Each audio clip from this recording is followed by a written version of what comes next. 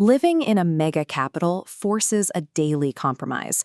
You pay a premium in rent just to sit in stalled traffic for 2 hours a day, all while navigating a baseline level of street crime that keeps you on edge. That exhaustion is driving a massive migration. Professionals are actively looking for an escape route to the interior, somewhere that offers relief without flatlining their careers. São José de Rio Preto is the anomaly that actually delivers on that math. This is a city of 500,000 people. It carries serious infrastructure, including the second-largest teaching hospital in all of Brazil. Yet it maintains a safety profile you would expect from a sleepy rural town, boasting homicide rates at less than half the national average. Plotting a city's cost of living against its quality of life, the capital of São Paulo lands in this high-cost, moderate-quality zone. Rio Preto drops perfectly into the highly desirable, low-cost, high-quality quadrant. The gap between what you pay and what you get is massive, but that margin comes with a catch. The real question is whether the financial and physical security is worth enduring intense tropical heat and trading away a deeply cosmopolitan culture. Rio Preto is a highly specialized ecosystem. It demands a specific set of lifestyle sacrifices in exchange for its stability. To understand who thrives here, we have to look at how the money is made.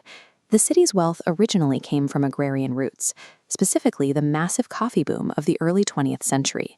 Today, the economic engine has pivoted. It is a formidable regional juggernaut built on healthcare, education, and services. This bar chart of the workforce shows how dominant those sectors are. Nearly 32% of employees work in education and health. Institutions like FAMERP pull in over 260 million reals in investments, feeding directly into local hospitals. That dense academic presence also provides the talent pipeline for a rapidly expanding tech and startup scene. The trade-off is simple. The local job market is highly stable, but deeply specialized. If you are climbing a corporate ladder in avant-garde media, international finance, or highly specialized creative industries, you will hit a career ceiling here long before you would in the capital. The city virtually guarantees a lucrative track for medical, tech, and service professionals, but effectively limits those looking for unconventional paths. Where the city pays dividends is in the daily logistics. The baseline stress of simply existing is much lower. Housing overhead drops significantly. You can find solid, typical family homes in good neighborhoods for between 170,000 and 220,000 reals. And because the city expands outward rather than choking inward, your average commute to work hovers around an incredibly efficient 15 to 25 minutes.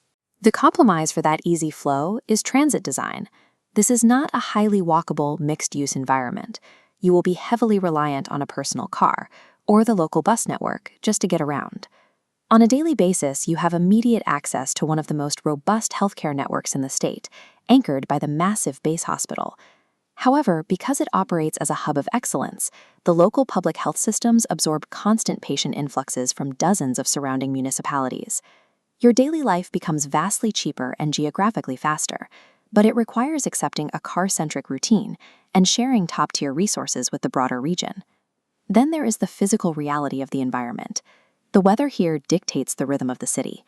September and October bring an intensely uncomfortable spring season. The heat spikes are punishing, pushing well past 30 degrees Celsius before the rainy season breaks. In exchange, you get incredibly mild, dry winters and easy access to massive regional leisure spots, like the thermal water parks in nearby Olympia. That climate heavily influences the culture. A city of 500,000 people in the interior still operates on a countryside ethos.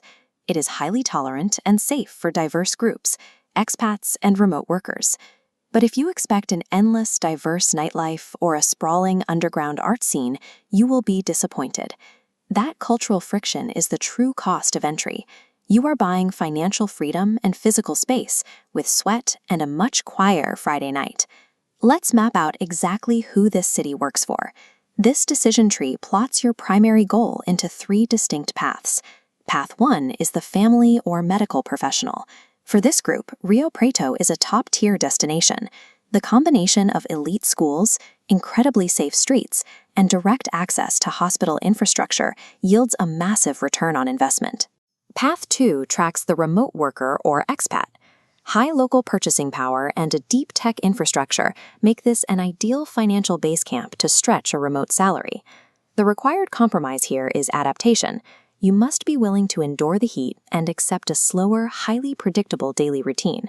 Finally, Path 3, the cosmopolitan thrill seeker. If your priority is walkable urban density, temperate weather, and intense, diverse nightlife, the cheap rent will not save you from absolute regret. Rio Preto does not try to be everything to everyone. Choosing to move here means aligning your current life phase with an environment engineered for practical prosperity, rather than endless stimulation.